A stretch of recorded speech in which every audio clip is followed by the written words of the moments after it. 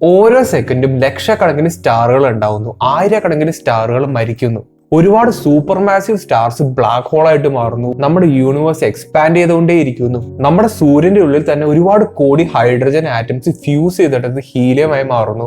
അങ്ങനെ പല സംഭവങ്ങളും ഓരോ സെക്കൻഡും നമ്മുടെ ജീവിതത്തിൽ സംഭവിച്ചുകൊണ്ടിരിക്കുന്നുണ്ട്. പക്ഷെ ഇതൊന്നും നമ്മളെ ബോധവടല്ല. നമുക്ക് എല്ലാവർക്കും അറിയേണ്ടത് അടുത്ത ഫോൺ എപ്പോഴാണ് റിലീസ് ചെയ്യുന്നത്, അടുത്ത കളി ആരാണ് ജയിക്കുന്നത്, എലക്ഷൻസ് ആയിക്കോട്ടെ, UFO ആയിക്കോട്ടെ, അങ്ങനെ പല സംഭവങ്ങളാണ് നമുക്ക് ഇൻട്രസ്റ്റ് ഉള്ളത്. പക്ഷേ ഒരു സെക്കൻഡ് നമ്മളൊന്ന് മുകളിലേക്ക് നോക്കിക്കഴിഞ്ഞാൽ നമ്മുടെ യൂണിവേഴ്സിന്റെ വലിപ്പം ശരിക്കും നമുക്ക് മനസ്സിലാവും. നമ്മുടെ പ്രപഞ്ചം എങ്ങനെയാണ് സ്റ്റാർട്ട് ചെയ്തതെന്ന് ആരെങ്കിലും ചോദിക്കുകയാണെങ്കിൽ നമ്മുടെ മനസ്സിലേക്ക് വരുന്നത് ആ ഒരൊറ്റ പേരാണ്, ബിഗ് ബാങ്. ഒരു സഡൻ എക്സ്പാൻഷൻ ഓഫ് എനർജിയാണ് ശരിക്കും ബിഗ് ബാങ് എന്ന് പറയുന്നത്. പക്ഷെ ഇവിടുത്തെ ഒരു കുഴപ്പിക്കുന്ന ചോദ്യം എന്താ വെച്ചാൽ, ഈ യൂണിവേഴ്സിന്റെ അവസാനം എന്തായിരിക്കും, ബിഗ് ബാങ്ങിന്റെ ഓപ്പോസിറ്റ് എന്തായിരിക്കും? ഇതിന് ഒരുപാട് പോസിബിൾ എക്സ്പ്ലനേഷൻസ് നമുക്ക് പറയാൻ പറ്റുമെങ്കിലും അതിൽ ഏറ്റവും കൂടുതൽ അപ്പീലിംഗ് ആയിട്ടുള്ള രണ്ട് എക്സ്പ്ലനേഷൻസിൽ ഒന്നാണ് ബിഗ് ഫ്രീസ് എന്ന് പറയുന്നത്. നമുക്ക് എല്ലാവർക്കും അറിയാവുന്ന പോലെ നമ്മുടെ യൂണിവേഴ്സ് ഒരു സ്റ്റാറ്റിക് ആയിട്ട് നിൽക്കുന്ന ഒരു സംഭവമല്ല, മൊത്തം മൂവ്മെന്റ് ആയിട്ട് നിൽക്കുന്ന ഒരു സംഭവമാണ്. അതിനോടൊപ്പം നമ്മുടെ യൂണിവേഴ്സ് ഇങ്ങനെ കോൺസ്റ്റന്റ്ലി എക്സ്പാൻഡ് ചെയ്തുകൊണ്ടിരിക്കുകയാണ്, അതായത് വലിഞ്ഞുകൊണ്ടിരിക്കുകയാണ്. ഈ വീഡിയോയുടെ തുടക്കം പോലും ഈ ഒരു സമയം വരെ നമ്മുടെ യൂണിവേഴ്സ് ഏകദേശം ഈ ഒരു ഡിസ്റ്റൻസ് എക്സ്പാൻഡ് ചെയ്തിട്ടുണ്ട്. അപ്പോൾ അത്രയ്ക്ക് റാപ്പിഡ് സ്കെയിലാണ് നമ്മുടെ യൂണിവേഴ്സ് എക്സ്പാൻഡ് ചെയ്യുന്നത്. എക്സ്പാൻഷൻ എന്ന് പറയുന്നത് വലിയുക എന്നുള്ളതാണ്. അപ്പോൾ അവിടുത്തെ ഒരു കുഴപ്പം എന്താ വെച്ചാൽ ഡെൻസിറ്റി കുറഞ്ഞു വരും. അങ്ങനെ ഇത് സംഭവിക്കുമ്പോൾ എനർജി എല്ലാ സ്ഥലത്തേക്കും ഈക്വലി ഡിസ്ട്രിബ്യൂട്ട് ചെയ്യുന്ന ഒരു സിറ്റുവേഷൻ വരും. അതോടൊപ്പം ഒരുപാട് സ്റ്റാറുകളുടെ ലൈഫ് സൈക്കിളിന്റെ അറ്റത്തും അതിനകത്തുള്ള എനർജിയും കാര്യങ്ങളെല്ലാം കംപ്ലീറ്റ്ലി ഡിപ്ലീറ്റഡ് ആവുകയും, അതായത് നമ്മുടെ യൂണിവേഴ്സ് എക്സ്പാൻഡ് ചെയ്ത് എല്ലാ സെലസ്റ്റിയൽ ഒബ്ജക്റ്റിന്റെ അകത്തുള്ള എനർജി കംപ്ലീറ്റ്ലി ഡിപ്ലീറ്റഡ് ആയിട്ട് നമ്മുടെ യൂണിവേഴ്സ് മൊത്തം തണുത്ത് മരവിച്ചിരിക്കുന്ന ഒരു സിറ്റുവേഷനാണ് ദ ബിഗ് ഫ്രീസ് എന്ന് പറയുന്നത്. ഈ ഒരു സിറ്റുവേഷനിൽ നമ്മുടെ യൂണിവേഴ്സിലത്തെ ടെമ്പറേച്ചർ വളരെയധികം കുറയുന്നത് കൊണ്ട് തന്നെ ലൈഫിന് ഒരിക്കലും സസ്റ്റെയിൻ ചെയ്യാൻ പറ്റില്ല. അതുകൊണ്ട് തന്നെ യൂണിവേഴ്സിന്റെ അവസാനം ഇതായിരിക്കും എന്നുള്ളൊരു പോസിബിൾ എക്സ്പ്ലനേഷൻ ആണ് ഞാനിപ്പോൾ പറഞ്ഞത്. ഇതോടൊപ്പം വേറൊരു പോസിബിൾ എക്സ്പ്ലനേഷൻ ആണ് ദ ബിഗ് ക്രഞ്ച് എന്ന് പറയുന്നത്. എളുപ്പത്തിൽ പറയുകയാണെങ്കിൽ ബിഗ് ബാങ് എന്ന് പറയുന്നത് ഒരു വലിയൊരു എക്സ്പ്ലോഷൻ ആണ്. അപ്പോൾ ഈ എക്സ്പ്ലോഷനിൽ അവിടെ എന്താണ് സംഭവിക്കുന്നത്, നമ്മുടെ യൂണിവേഴ്സ് ഓട്ടോമാറ്റിക്കലി എക്സ്പാൻഡ് ആവുന്നുണ്ട് അല്ലെ. അപ്പോൾ ഇതിന്റെ നേരെ ഓപ്പോസിറ്റ് എന്തായിരിക്കും, നമ്മുടെ യൂണിവേഴ്സിലുള്ള എല്ലാ ഒബ്ജക്റ്റും ഇങ്ങനെ കമ്പൈൻ ചെയ്ത് ഒരു സിംഗുലാരിറ്റിയിലേക്ക് വരുന്ന ആ ഒരു സിറ്റുവേഷൻ. ഈ ഒരു സിറ്റുവേഷനിൽ നമ്മുടെ യൂണിവേഴ്സിലത്തെ എല്ലാ എനർജിയും ഒരൊറ്റ സിംഗുലാരിറ്റി, ഒരൊറ്റ പോയിന്റിലേക്ക് വന്ന് കൂടിച്ചേരും. അതായത് നമ്മുടെ യൂണിവേഴ്സിലത്തെ എനർജി മുഴുവൻ ക്രഷ് ചെയ്ത് ഒരു ചെറിയൊരു പോയിന്റിലേക്ക് കൊണ്ടുവരും. അതുകൊണ്ടാണ് ദ ബിഗ് ക്രഞ്ച് എന്നുള്ള പേര് ഇതിനെ വിളിക്കുന്നത്. ഇങ്ങനെ ഒരു സിറ്റുവേഷൻ ഇവിടെ സംഭവിക്കുന്നത് കൊണ്ട് തന്നെ രണ്ടാമത് ഒരു ബിഗ് ബാങ് സംഭവിക്കാം. അങ്ങനെ ഈ ഒരു സംഭവം ഒരു സൈക്കിൾ പോലെ ഇങ്ങനെ കണ്ടിന്യൂ ചെയ്ത് പോവാം. അപ്പൊ നിങ്ങൾക്ക് ചോദിക്കാൻ പറ്റും, ഇത്രയും റാപ്പിഡ് ആയിട്ട് എക്സ്പാൻഡ് ചെയ്യുന്ന നമ്മുടെ യൂണിവേഴ്സ് പെട്ടെന്ന് എങ്ങനെയാണ് കൊളാപ്സ് ചെയ്ത് ഒരു സിംഗുലാരിറ്റിയിലേക്ക് എത്തുന്നത് എന്നുള്ളത്. അതിനുള്ള ഒരു എക്സ്പ്ലനേഷൻ ഞാൻ പറഞ്ഞുതരാം. നമ്മുടെ യൂണിവേഴ്സിന്റെ എക്സ്പാൻഷൻ ഡിറ്റർമൈൻ ചെയ്യുന്നത് ഡെൻസിറ്റിയുടെ പാരാമീറ്റേഴ്സ് വെച്ചിട്ടാണ്.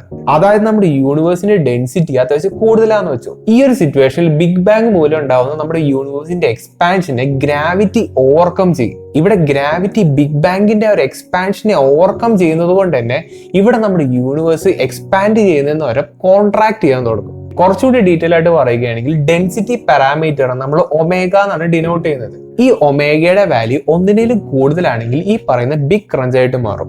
ഇപ്പൊ ഈ ഒമേഗയുടെ വാല്യൂ 1 തന്നെയാണെങ്കിൽ ഒരു ഫ്ലാറ്റ് യൂണിവേഴ്സ് ആയിരിക്കും, അതായത് എക്സ്പാൻഷൻ ഇല്ല, ഒന്നുമില്ല, ഇങ്ങനെ അനങ്ങാണ്ട് കിടക്കുന്ന ഒരു യൂണിവേഴ്സ് ആയിരിക്കും.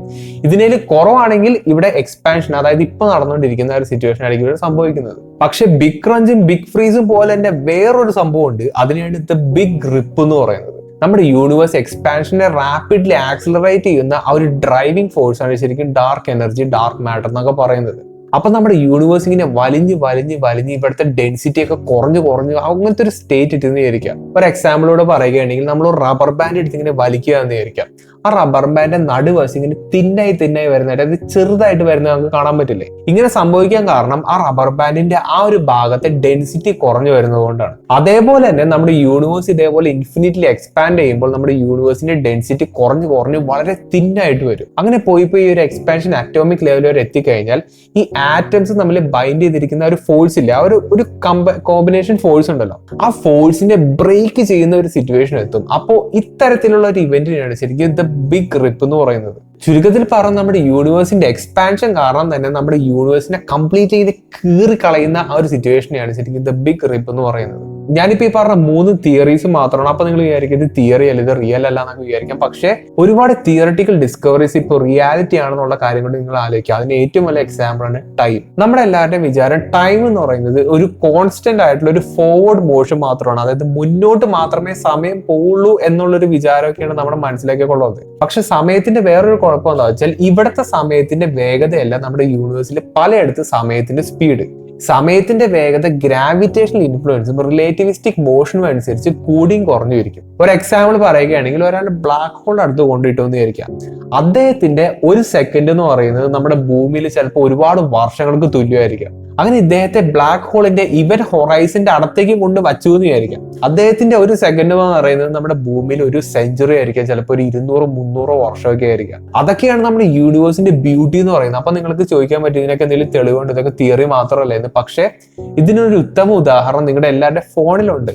അതായത് ഗൂഗിൾ മാപ്പ്, ഏതെങ്കിലും ഒരു മാപ്പ് എടുക്കുകയാണെങ്കിൽ നിങ്ങളുടെ കറക്റ്റ് ലൊക്കേഷൻ കാണിക്കാൻ ഹെൽപ്പ് ചെയ്യുന്നത് ഒരുപാട് GPS സാറ്റലൈറ്റ്സ് ഉപയോഗിച്ചിട്ടാണ്.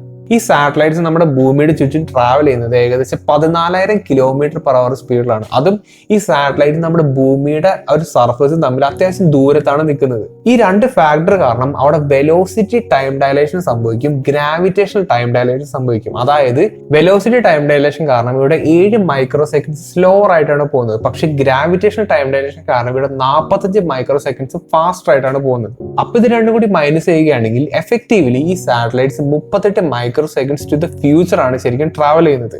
Basically GPS satellites time travellers ആണെന്ന് വേണമെങ്കിൽ നമുക്ക് പറയാൻ പറ്റും. ഈ ഒരു ഫാക്ടർ നമ്മൾ നോക്കാണ്ട് GPS സാറ്റലൈറ്റിന്റെ ആ ഒരു റോട്ട് ആയിട്ട് നമ്മുടെ ഫോണിന്റെ അകത്ത് പ്രോസസ് ചെയ്യുകയാണെങ്കിൽ എന്റെ ലൊക്കേഷൻ ഇപ്പൊ ആലുവയെന്ന് ചെയ്യുകയാണെങ്കിൽ ഒരു എറണാകുളത്ത് അങ്കമാലിയിലൊക്കെ ആയിരിക്കും നിൽക്കുന്നത്. അപ്പൊ ഈ ഒരു എറർ സംഭവിക്കാണ്ടിരിക്കാൻ വേണ്ടിയിട്ട് ഈ പറയുന്ന ടൈം ഡയലേഷൻ ഫാക്ടർ കറക്റ്റ് ചെയ്തിട്ടാണ് നമ്മുടെ ലൈവ് ലൊക്കേഷനൊക്കെ GPS സാറ്റലൈറ്റ് ഉപയോഗിച്ച് നമുക്ക് കാണാൻ കഴിയുന്നത്. അപ്പൊ ടൈം ഡയലേഷൻ എന്ന് പറയുന്നത് വളരെ റിയൽ ആയിട്ടുള്ള ഒരു സംഭവമാണെന്നുള്ളത് ഇതോടെ നമുക്ക് മനസ്സിലാക്കാൻ പറ്റും. ഇതേപോലെ മിയോൺസിന്റെ ഡീകേ ടൈം നോക്കുകയാണെങ്കിലും 2015 നടത്തിയ ലിഗോ ഗ്രാവിറ്റേഷണൽ വേവ്സ് എക്സ്പെരിമെന്റും കൂടി നോക്കുകയാണെങ്കിൽ നമുക്ക് ഇതൊക്കെ വളരെ ക്ലിയർ ആയിട്ട് മനസ്സിലാക്കാൻ പറ്റും. ഇതൊക്കെ ആലോചിക്കുമ്പോൾ എന്നെ മനസ്സിലേക്ക് വരുന്ന ഒരു കാര്യമാണ്, നമ്മൾ സ്കൂളിലൊക്കെ പഠിക്കുമ്പോൾ ടീച്ചേഴ്സ് ഒക്കെ എപ്പോഴും പറയുന്ന ഒരു വാചകമുണ്ട്, സ്പേസ് കംപ്ലീറ്റ്ലി എംപ്റ്റി ആണ്, അവിടെ സൗണ്ട് ട്രാവൽ ചെയ്യില്ല, നമ്മുടെ ഭൂമിയിൽ അല്ലെങ്കിൽ അറ്റ്മോസ്ഫിയർ ഉള്ള ഒരു മീഡിയം ഉള്ള ഒരു സ്ഥലത്ത് മാത്രമാണ് സൗണ്ട് ട്രാവൽ ചെയ്യുള്ളൂ. അങ്ങനെയുള്ള കാര്യങ്ങളൊക്കെ ടീച്ചേഴ്സ് പലപ്പോഴും പറയുന്നതായിട്ട് ഞാൻ ശ്രദ്ധിച്ചിട്ടുണ്ട്. സ്പേസിന്റെ ഭൂരിഭാഗം എംപ്റ്റി ആണെങ്കിലും ചില സ്ഥലങ്ങളുണ്ട്, അതായത് ഗാലക്സികളൊക്കെ കൂടി നിൽക്കുന്ന ഒരു ക്ലസ്റ്റർ ഉണ്ടാവും. ഇവിടെ അത്യാവശ്യം ഡെൻസ് ആയിട്ടുള്ള ഗാലക്സി ക്ലൗഡുകൾ നമുക്ക് കാണാൻ പറ്റും. അപ്പോൾ ഇത് ശരിക്കും പറഞ്ഞാൽ ഒരു മീഡിയം ആണ്.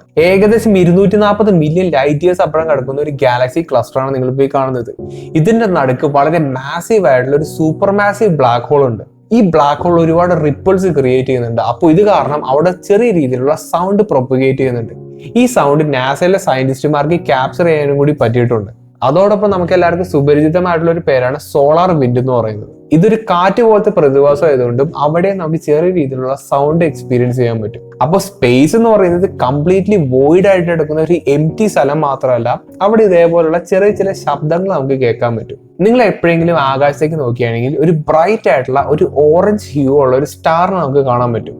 ഈ സ്റ്റാറിന്റെ പേരാണ് ബീറ്റിൽ ജ്യൂസ്. അപ്പൊ നമുക്ക് ഭാഗ്യമുണ്ടെങ്കിൽ നമ്മുടെ ലൈഫ് ടൈമിൽ തന്നെ ഈ ഒരു സ്റ്റാറിന്റെ സൂപ്പർനോവ എക്സ്പ്ലോഷൻ നമുക്ക് കാണാൻ പറ്റും. ഈ ഇടയായിട്ട് ബീറ്റിൽ ജ്യൂസിന്റെ ബ്രൈറ്റ്നെസ് സിഗ്നിഫിക്കന്റ്ലി കുറഞ്ഞതായിട്ടും പറയുന്നുണ്ട്. അപ്പോൾ ഇത് സംഭവിക്കാൻ കാരണം ഈ ഒരു സൂപ്പർനോവ എക്സ്പ്ലോഷന്റെ തുടക്കമാണെന്നാണ് ഒരുപാട് സയന്റിസ്റ്റുമാർ ഇപ്പോഴും വിശ്വസിക്കുന്നത്.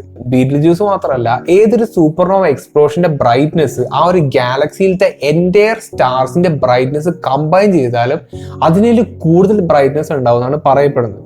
അതുകൊണ്ട് ബീറ്റിൽ ജ്യൂസിന് ഒരു സൂപ്പർനോവ എക്സ്പ്ലോഷൻ സംഭവിക്കുകയാണെങ്കിൽ ഒരുപാട് രാവും പകലും ഇതേപോലെ വളരെ ബ്രൈറ്റ് ആയിട്ടുള്ള ഒരു സ്പോട്ട് ആകാശം നമുക്ക് കാണാൻ പറ്റും. സൂപ്പർനോവ എക്സ്പ്ലോഷൻ സംഭവിക്കാൻ കാരണം സ്റ്റാറുകളുടെ അകത്തുള്ള ആ ഒരു ഫ്യൂല് കംപ്ലീറ്റ്ലി തീരുന്നത് കൊണ്ടാണ്, കംപ്ലീറ്റ്ലി ഡിപ്ലീറ്റഡ് ആവുന്നതുകൊണ്ടാണ്. അതിനെപ്പറ്റിയിട്ട് ഞാൻ ഒരുപാട് വീഡിയോസ് പാസ്റ്റിൽ ചെയ്തിട്ടുണ്ട്. ഇതേപോലെ ആയിരക്കണക്കിന് സൂപ്പർനോവ എക്സ്പ്ലോഷൻസ് നമ്മുടെ ജീവിതത്തിൽ ഓരോ സെക്കൻഡും കടന്നു പോകുന്നുണ്ട്. പക്ഷെ നമ്മൾക്ക് ആർക്കും ഇതിനെപ്പറ്റി ബോധമല്ല എന്നുള്ളതാണ് ഏറ്റവും വലിയൊരു ഫാക്ടർ. ഈ ചെറിയ ഭൂമിയിൽ നമ്മൾ ഇൻട്രസ്റ്റ് ചെയ്യിപ്പിക്കുന്ന ഒരുപാട് കാര്യങ്ങളുള്ള ത്തോളം കാലം ഈ പറയുന്ന നമ്മുടെ യൂണിവേഴ്സിൽ എന്തൊക്കെ സംഭവിച്ചാലും എന്തൊക്കെ കോടാലി ഉണ്ടായാലും നമ്മൾ അതിനെപ്പറ്റി ഒരിക്കലും ബോധമായിരിക്കില്ല.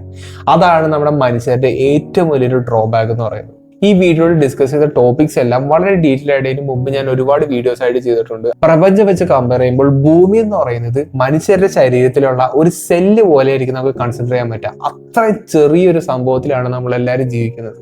നമുക്ക് സമയം കിട്ടുമ്പോഴെല്ലാം അതും ഇതും കണ്ട് സമയം കളയാണ്ട് നമ്മൾ യൂണിവേഴ്സിനെ പറ്റി മാക്സിമം അറിയാൻ ശ്രമിക്കുക. അതിന്റെ ഒരു ബ്യൂട്ടി ശരിക്കും മനസ്സിലാക്കാൻ ശ്രമിക്കുക. സ്പേസിൽ നടക്കുന്ന ഫാക്ട്സിനെ പറ്റിയിട്ട് ഒരു കളക്റ്റീവ് വീഡിയോ മാത്രമാണ് ശരിക്കും ഉദ്ദേശിച്ചത്. അപ്പോൾ നല്ലൊരു ടോപ്പിക്കായിട്ട് ഞാൻ അടുത്ത വീഡിയോ കാണാം.